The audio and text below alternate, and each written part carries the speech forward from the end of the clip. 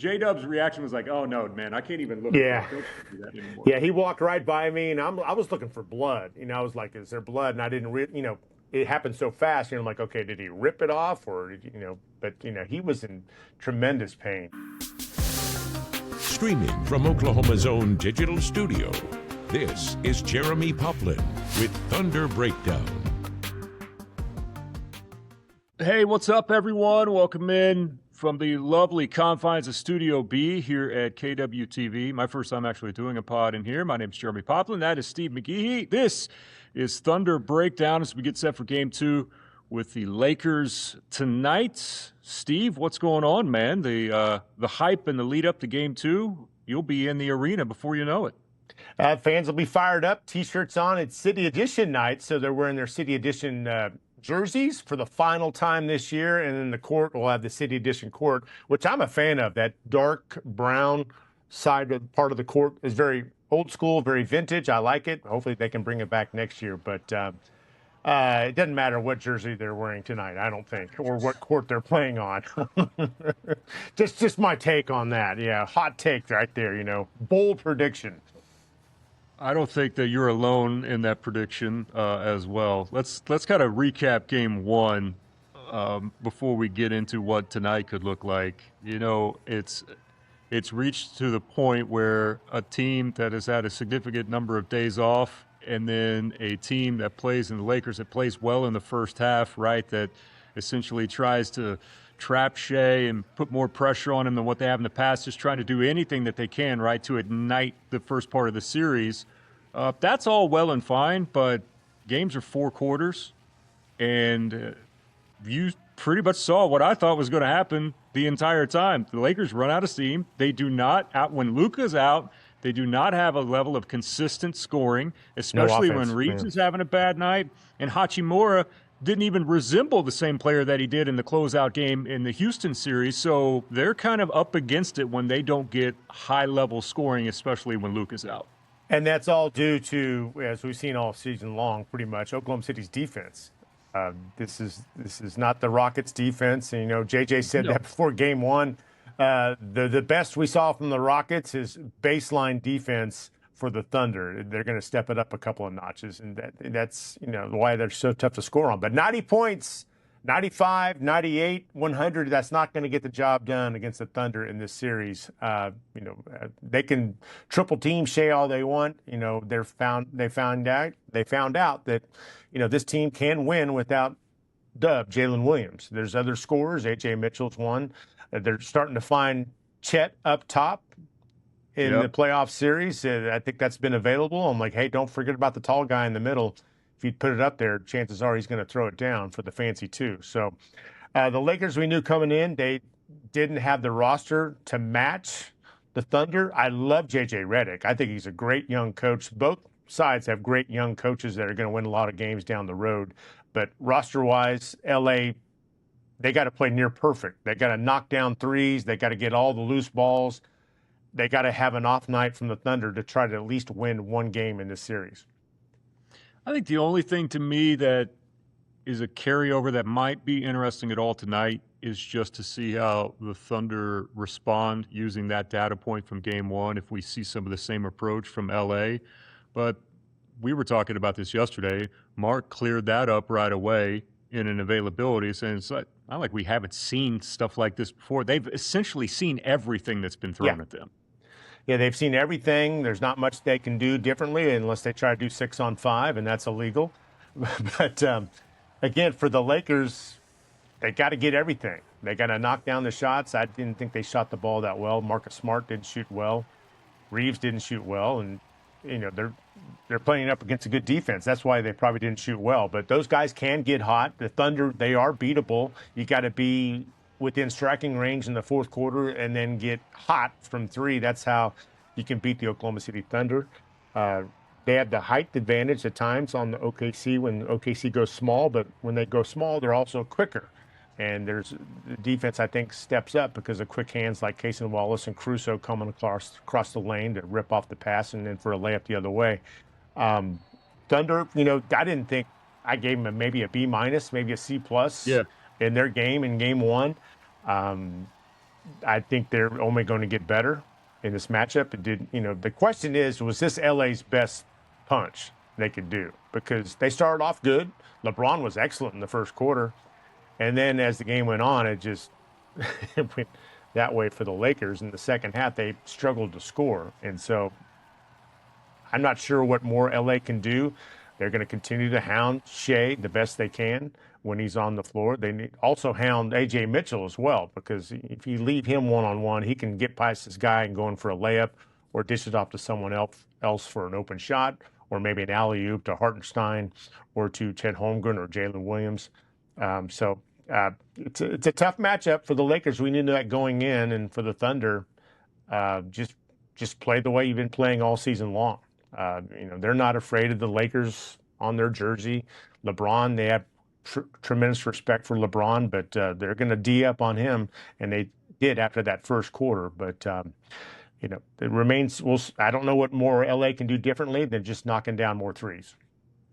The talking point after the game, and Shai would admit this, right? He didn't have a great night by any means, whether that was scoring, the turnover issue that happened, and maybe some of that's a little bit of rust. I mean, he's reached the point to where it's almost like he's been so good, so elite that he has a bad game. Instantly, people want to start asking, like, what, or start looking into reasons why, maybe putting a little bit more on the Lakers' defense as a reason why that happened. It's probably a certain percentage of it. Maybe some of it's just rust, too, from taking a few days off. But it didn't take very long, in my opinion, for when they adapted late in that game, that kind of gave them that extra space.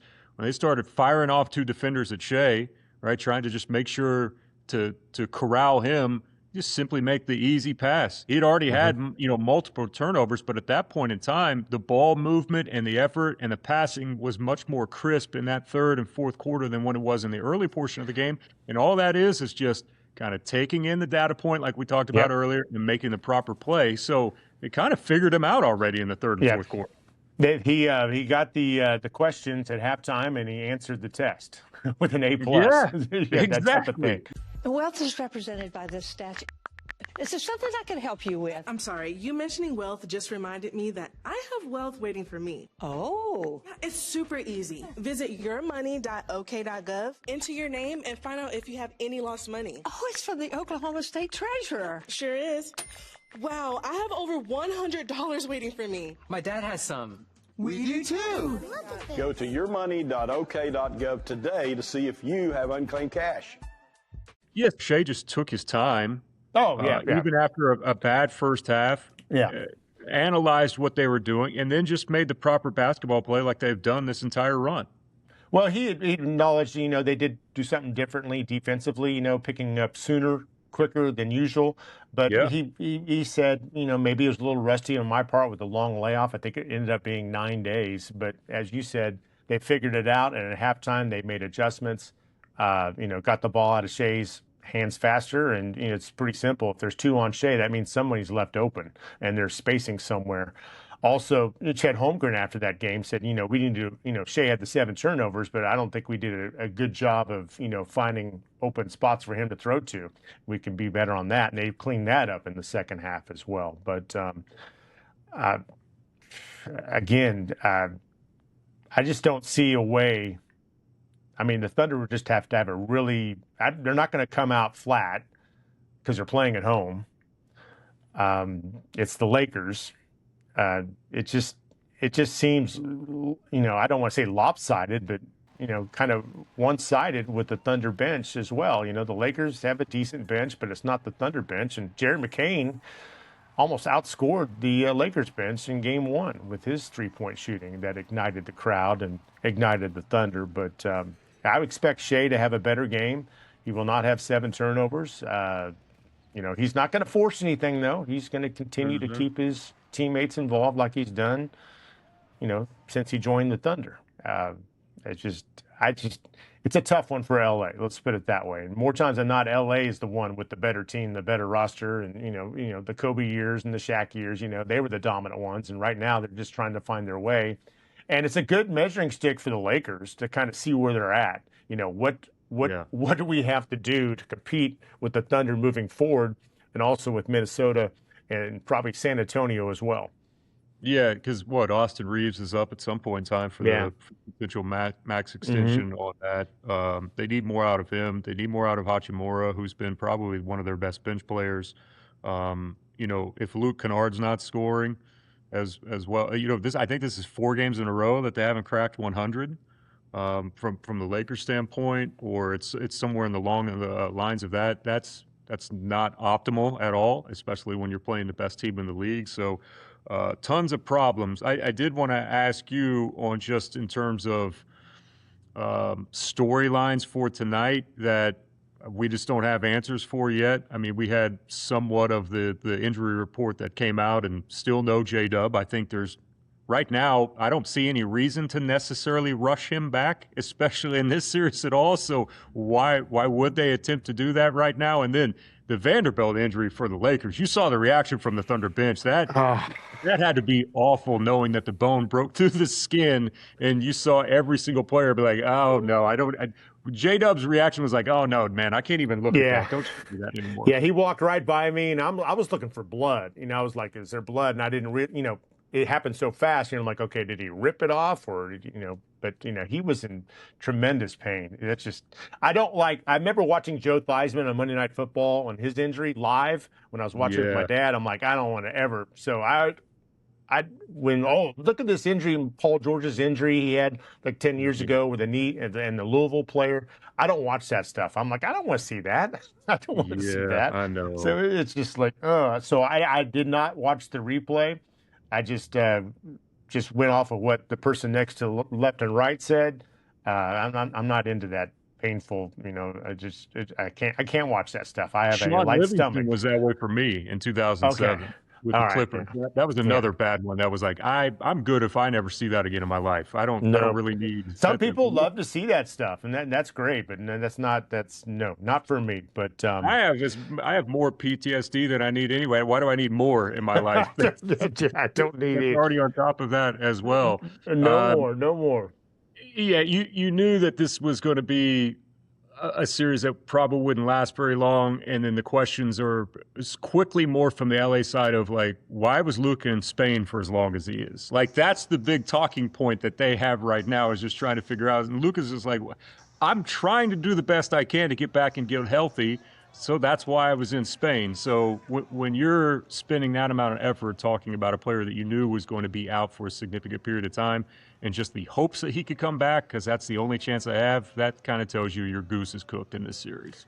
Yeah, it was kind of interesting timing. I don't know if this was set up from like, hey, he's going to talk after game 1 in Oklahoma City, or it was kind of like, hey, my initial thoughts were, it was like, hey, don't forget, we're missing our best guy. So here's him talking about why he can't play. But, I have no problems with him going over to Europe and trying to, you never know. The teams are facing, they took care of Houston. The teams you're facing could have injuries as well. And next thing you know, all of a sudden you've kind of stumbled your way into the Western Conference Finals, and hey, there's a chance he could play. Don't assume anything, but they'd love to have him out there. I'm still amazed at how much weight he's lost. Not that he was like big and fat and overweight when he played for Dallas, but just seeing him the other night again is like, golly, he's lost at least 20, 25 pounds. And, it's got to be easier on his body for that. But Paycom Center has not been good to the Lakers this year. No. They've lost, they're 0-3. And in one of those losses, they lost Luka, and then Reeves had the oblique injury from that game. In the last regular season game at Paycom for the Lakers. So they probably feel a little snake bitten here. But it's Thunder didn't play well. Shai gets 18 points, and they win by 18.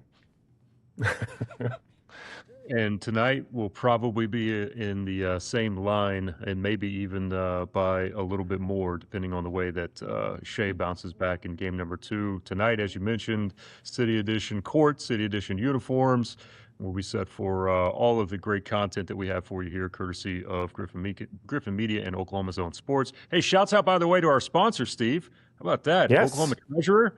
Thank you. Forward with us for the rest of the Thunder season, all the way through the NBA Finals. So appreciate them and their support of this podcast here during the Thunder playoff. I got a run. feeling they're going to be on board for a while because this could go through late June. We'll see. You know, the Spurs Timberwolves series, that's going to be fun. Because It's going to be a different animal at the Target Center. That place is loud, and they get on you. I'm curious to see every time Shai gets the ball, they boo him. So I'm curious to see who they boo, who they pick out for the Spurs. Well, they got multiple options with the Spurs. I'm going to guess Wembanyama. I'm going to guess Wemby. Yeah. We'll see. It would more than likely be Wemby for sure. That's there, and a young team that doesn't have a whole lot of playoff experience at all, and how they handle a hostile environment on the road. That is non-Portland related up in Minnesota. Steve, great stuff. Appreciate you. We'll see you in LA after game number 2 tonight over at the Paycom. And thank you everyone for tuning in. We'll see you next time here on Thunder Breakdown. Thank you for watching this Oklahoma Zone digital studio stream. Stay with News 9, online and on television anytime for the latest news, weather, and sports.